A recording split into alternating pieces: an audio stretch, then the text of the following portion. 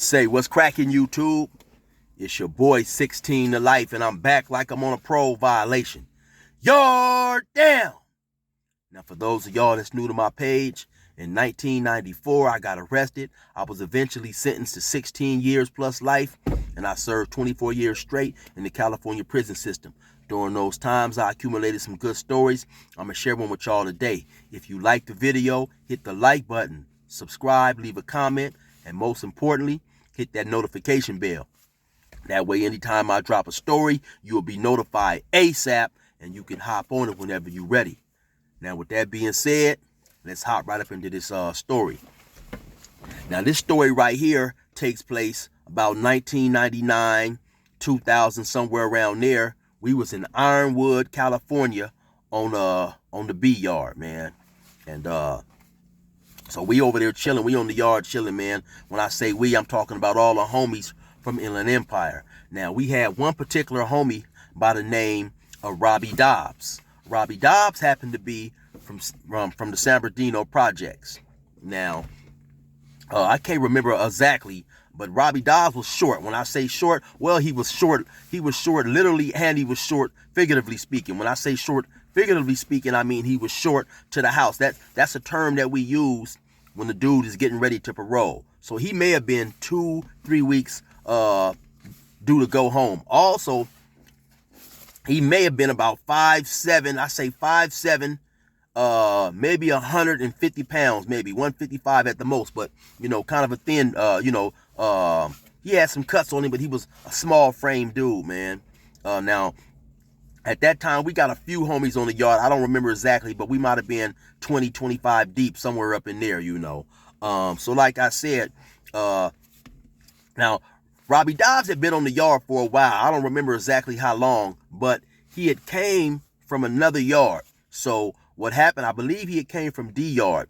And when he was on D yard, he was in the cell, I think, with a dude by the name of Ghost. I think Ghost was from Compton, Nutty Block, I think, but I'm not sure on that. Not 60, maybe 60, 70% sure on that. I'm not sure about that. But the dude Ghost was probably about 5'8", 5'9", maybe about 190, 95 pounds, kind of, you know, chunky dude that was starting to get a little pudgy. But so they was over there on D yard in the cell together. Something that jumped off, I guess, to where the Compton Crips had got into it with the San Diego Bloods. Now, if I can remember right, Robbie Dobbs is just from the projects. Now, the San Bernardino projects, they got Crips from their hood. They got Bloods from their hood. They got some dudes that's just black rags. That's neither nor Crip nor Blood. If my memory serves me correct, Robbie Dobbs was just a black rag. So anyway, he's in the cell with Ghosts. They getting along cool, you know, they chilling or whatever. Now, the San Diego Bloods had got into it with the Compton car. So, I don't know if Robbie Dobbs knew about this or not. So, one morning, they're going to chow, and I guess the San Diego Bloods had just decided to take off on them or whatever. So, when they get ready to go to chow, they open up the door, they walk into chow, the San Diego Bloods run up on them, beep, boop, pop, boop, beep, pop. They start mixing them, you know. Now, Robbie Dobbs, really, he not caught up in this, you know, but by him being in the cell with the dude from Compton, one of the other Bloods, I don't think if he knew he was a Compton Crip or didn't know, he just ran up on him and you know, punched on Robbie Dobbs a little bit. Beep, boop, pop, beep, boop, pop. So they go to squabbing or whatever. Everybody go to squabbing, you know. They end up going to the hole. So like I say, move forward a little bit now. Robbie Dobbs is on B yard. He getting ready to go home. Suddenly, the dude who ran, not one of the dudes who was caught up in this melee from San Diego, but the specific dude who ran up on him and gave him that 2-piece, 3-piece, whatever it was, he happens to hit the yard. Now, this is something that I truly respect about Robbie Dobbs. Robbie Dobbs, like I said, he was short to the house. Also, the other dude who ran up on him and put them things on him happened to be 6'2", maybe 6'3", 215, 220 pounds. He was a bigger dude, and he definitely was much taller and weighed more than Robbie Dobbs. Now, Robbie Dobbs had all the excuses in the world to overlook this and let this go. For one, like I said, he was going home. You get caught up in a fight or something like that, you can get another 3 months added to your sentence, 6 months, depending on what the situation was.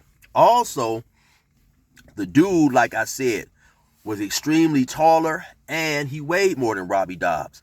Also, we had a homie on the yard, JJ, Johnny Jones. Johnny Jones and Robbie Dobbs happened to be from the same hood, which is the projects. Now, Johnny probably was about, I would say maybe 5'10", maybe 5'11", probably 5'10", probably about 230 pounds, 240 pounds. Big old dude, you know. He used to be real big. He used to say, man, I used to be so big, man. I couldn't even wipe my ass from the back. I had to reach in between my legs and wipe my ass. My arms were so big. We used to tell him, hey, Johnny, man, that's all your personal business. We don't need to know all that. Hey, I'm just telling you, doggy. I'm just telling you, doggy. Johnny was a crazy dude, man. Real cool, funny dude, you know. Johnny, man, like I say, he used to be real big back when they had the weights. You know, he claimed he had 22, 21 inch arms. He still was relatively big then, but you know, they didn't have no weights. He still had some size on him, but he was starting to get a little chunky his damn self. But Johnny had a crazy tattoo on him, man. Johnny had a tattoo of about a 5 or 6 inch dick tattooed on his side. You know, so sometimes he'd be out there, you know, Johnny was funny, man. He'd walk around laughing, telling jokes, played poker and gambled a lot. So he was a real jovial cat, and a lot of people from a lot of different areas, you know, fucked with Johnny or whatever, talked to him, you know, hung out with him or whatever. So, like I said, Ironwood probably, in some of my other videos, Ironwood at sometimes gets 115, 120, you know. So it's one of them prisons where you're going to have your shirt off a lot. So sometimes when people who had never seen the tattoo would see the tattoo, be like, damn, Johnny, what you got a tattoo of a big ass dick on your side? Like I said, man, and not only do you got the tattoo of this big old dick on the side of you, who in the hell tattooed a dick on you any motherfucking way? I mean, that was crazy to be in the pen. And so he said, hold on, doggy. Oh, no, wait, hold on. So then he show him, he had the tattoo on his side. Then he'd turn around and show him on another side. So on the opposite, on one side, he had the big old giant dick on him. On the other side, he had a bundle of dynamite tattooed. And so he said, wait, doggy, read this. So under the big old dick, it said, anything I ain't fucking. Then he turned around on this side. Now read this, doggy. So the tattoo said, anything I ain't fucking, I'm blowing up. So yeah, he had dick and dynamite on him, man. So the dude was crazy as hell, man. The dude had dick and dynamite tattooed on him. So anyway, like I say, him and Robbie Dobbs, even though we all from IE, him and Robbie Dobbs are from the same respective hood. So Johnny is telling him, hey man, look, you go into the house, man, don't trip. Dude is bigger than you. I'll take the fade. I'll go in there and take the fade with him. Robbie Dobbs said, no. Man, look, the dude punched me. I want my get back. And to keep it 100, that's something that I really respected about that dude, man. You know, he didn't care about going home. He didn't care about the consequences. Not to mention, I don't know exactly how long, but I think he had done 7, 8, 9 years. He had been in there for a while, you know, when a lot of other dudes would have just let that go.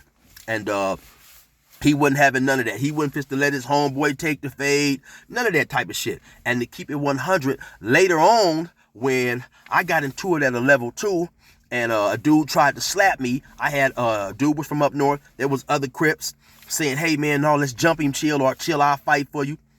I said no. You know, the dude hit me. And I got that mindset from watching Robbie Dobbs in that situation right there. So we had a homie on the yard also named Smooth. Smooth was from Delman Heights. Rest in peace. Unfortunately, Smooth was one of the first, if not the first, person with a life sentence I seen to get paroled. He had life for kidnap. Well, actually, I didn't see him because he got paroled when they found him suitable for release when I was on the yard. And then I got transferred to a level 2 before he actually went home. But he was the first lifer that I knew to get found suitable at a time when they wasn't giving people who had life dates. So that was real, a tremendous buzz on the yard. So anyway, Smooth, he went, of course, and got at some of the San Diego dudes, man. And so they trying to have this powwow and, figure out what's going to go on, and trying to, see if they can smooth things out. Some type of way, the Compton dudes caught word of what was going on too. I believe that dude Ghost might have been back on B Yard. So they caught word of what's going on, and of course, so they came over there and somewhat had our back because, they had already got into it with him on another yard. But like I said, man, Robbie Dobbs, being the stand-up dude that he was, he told him, no, man, you know what I'm saying? Dude fired on me. I want to get this dude personally myself. It could have, because, you had a lot of dudes in that situation who would have became cowards and tried to turn it into a hood thing or a whole car thing. I've seen that stuff happen a lot of times too, man. A dude get into it on the yard for whatever reason. He don't want to take the head of fade, or he don't want to deal with it himself, so he'll try to turn it into a car issue. He'll try to go get his homies to ride with him and support him in a situation where he don't really want to stand up for himself. And so that's one thing that I really respected about Robbie Dobbs, man. He wouldn't just, try to send everybody to the hole or whatever because he didn't want to handle his business or whatever. He was adamant about getting that dude himself. And so I think this went on for maybe a day, maybe a few unlocks. I don't remember exactly, but so eventually it was worked out that Robbie Dobbs and this dude would go take the fade. So now they walk into the building during the unlock. Unlock is when we come outside, they let us outside to yard. Every hour on the hour we can go in. I think it was for 10 or 15 minutes. The guards will go around the people's cell walking around, and, if you want to run in your cell and grab something, you can do that at that point in time. And so when the guard is on the other side of the building, I believe, if I'm correct, they were supposed to go up under the TV and, get that fade out the way. So now, when they're walking to go get the fade out the way, the bigger dude from San Diego is walking in front of Robbie Dobbs. And so, Robbie Dobbs run up behind him and bing, bing, boop, bop, get off on him. Now the bigger dude turn around and they go to squabbing. At some point, the bigger dude pick up Robbie Dobbs and slam him on the ground. Bam, and they go to fighting or whatever. Then they come, they break the situation up. If I'm not mistaken, they took him, they got him. They just sent the big dude to another yard. As Robbie Dobbs stayed on the yard, because I remember like the next 2 or 3 days, when he would go to child or whatever, his shoulder was all messed up. When the big dude slammed him, his shoulder was messed up, and Johnny and a couple other homies was walking with him, more like keeping usalama on him, which is basically like security.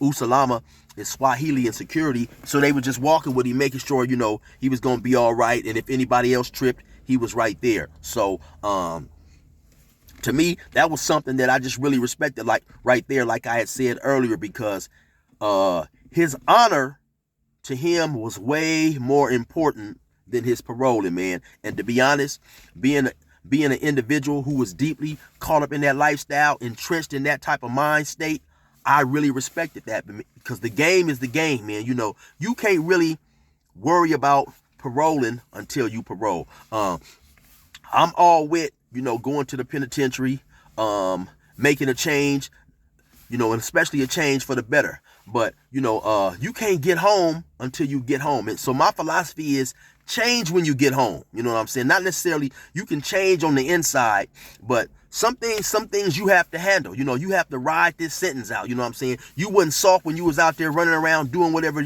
you was doing to get you the time. So now that you get the time, suddenly don't get soft, don't change up or get your sentence reduced on basically by telling on somebody else. Don't do none of that, because you wasn't doing none of that shit when you got sentenced to what you was sentenced to. You know what I'm saying? So leave like you came. Then if you change your mindset, while you was in prison. Once you parole and walk out that door, okay, yeah, go change, go be a better person. But like I said, what I respected about Robbie Dobbs, he kept it gangster. He wasn't worried about going home and none of that shit. He'll get home when he get home. And so, yeah, that's my story right there on Robbie Dobbs, man, and how I respected that his honor was more important than his freedom. You already know what it is. It's your boy 16 to life.